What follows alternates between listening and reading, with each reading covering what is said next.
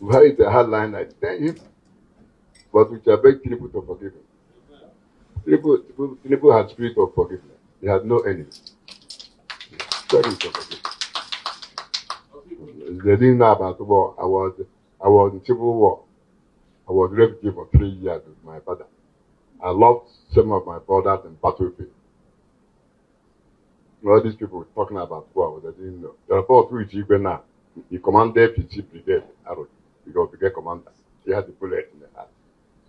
All these people run about, didn't know. I was here when Ojukwu declared the Republic of Biafra, this House of Assembly.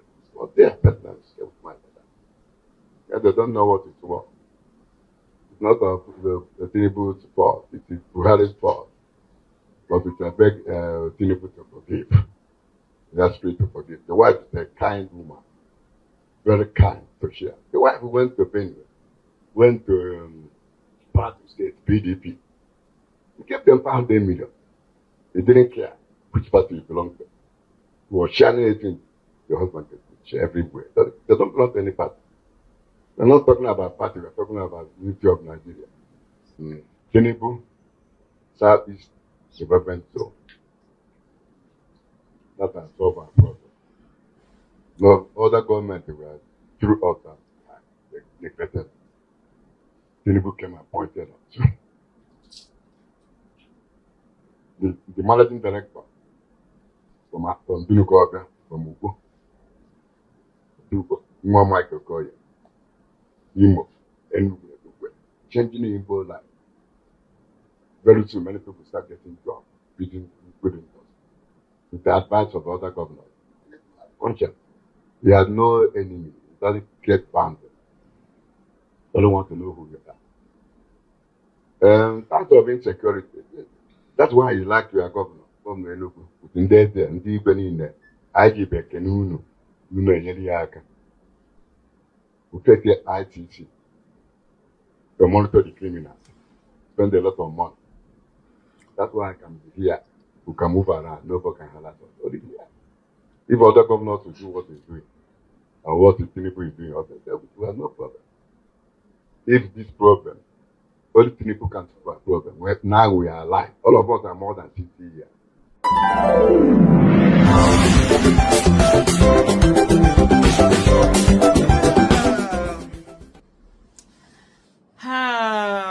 Hello everyone, let me do greeting first. You know, one of the things that we don't do in this country is that we don't hold people accountable. We don't hold people accountable to their words. We don't hold people accountable for their action. And we are always quick to forgive and forget. We're just like, like little kids, when they are doing something, maybe they are standing in a particular place and they want to hide and feel as if nobody is seeing them, that they will cover their eyes. And as far as they cover their eyes, they feel that, oh, nobody is looking at them. I think that's what we do perfectly well as Nigerians. And so we quickly want to forget and either forgive, forget, don't talk about issues, don't go there, so that maybe the more we don't talk about them, the more the whole problem will disappear, especially when it comes to issues.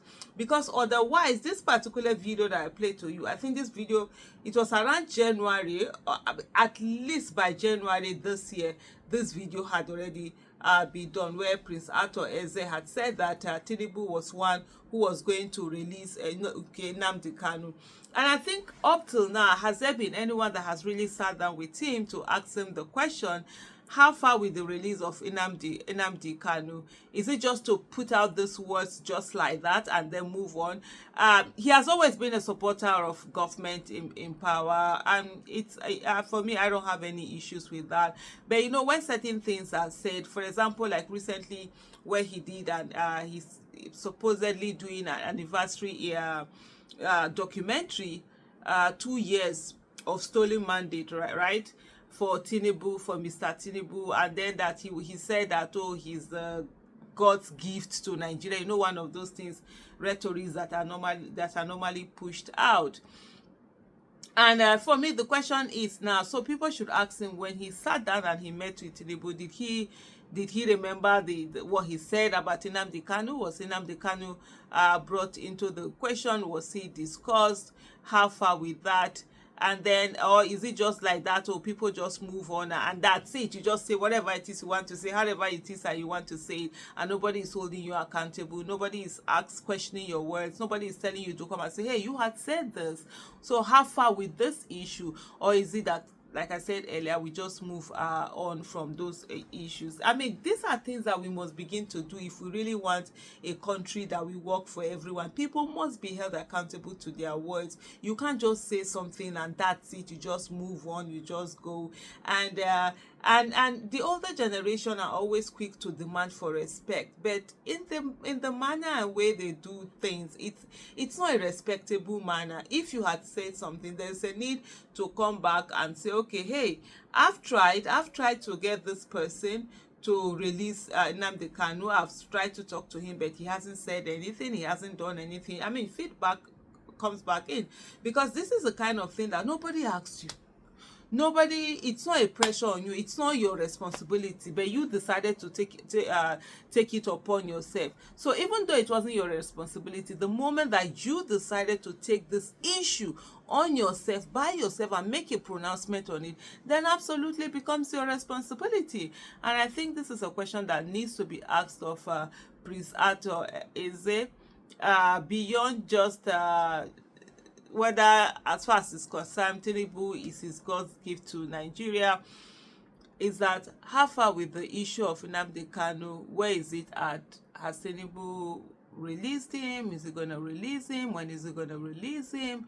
And let's just have feedback for that. So for everyone that has access to him, please, it would be nice for him to really answer the question and just give us feedback on where we are at that particular issue.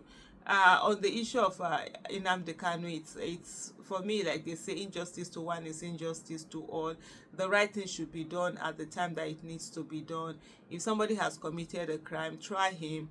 Let him face the full wrath of the law. Do it. If you don't have anything against the person, then let the person go. One of the things that I know for sure is that demanding for cessation, demanding to have your own country, absolutely is not a crime, shouldn't be a crime. I find it that the constitution is unconstitutional in the way that it says that Nigeria must be indivisible. I think that thing is a fallacy. It should be removed out of it. Now we should be able to come as Nigerians from time to time and ask ourselves, do we really want to remain one country or not? If we want to remain one country, then let's do it. If we don't want to remain one country, let's do it. I've never, for me, whether Nigeria breaks into 36 countries or even 774 countries, has never really mattered to me. What matters to me is good governance, accountability, and transparency. These things must be sacrosanct. Thank you for watching. Bye.